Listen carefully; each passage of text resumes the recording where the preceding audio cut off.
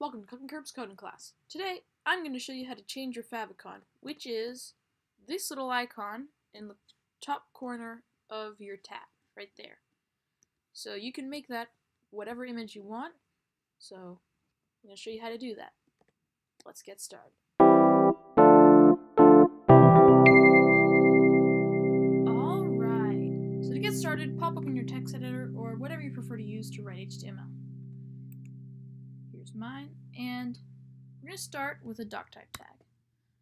Exclamation mark, doctype, HTML. My mouse is going crazy. And make a title. I'm just going to call mine a title /title. And man, that mouse. And we're going to put some stuff inside the page. So let's just put some content.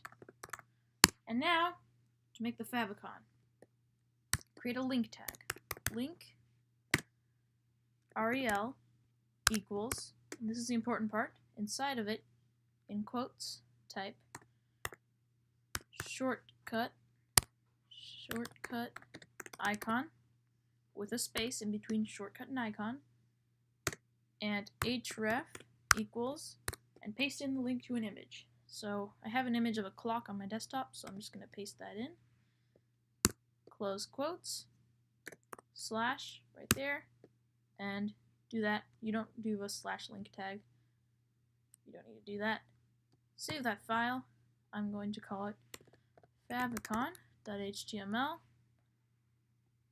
Not in new tab copy, in desktop. Save.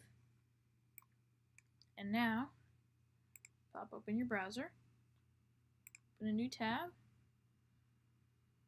and that's a nice image. Find the file on your computer and drag it in.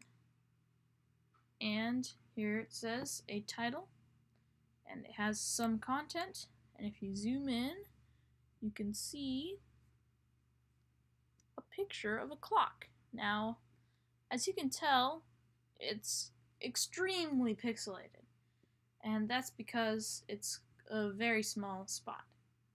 So, make sure that your image will look good, very pixelated, which this one does not.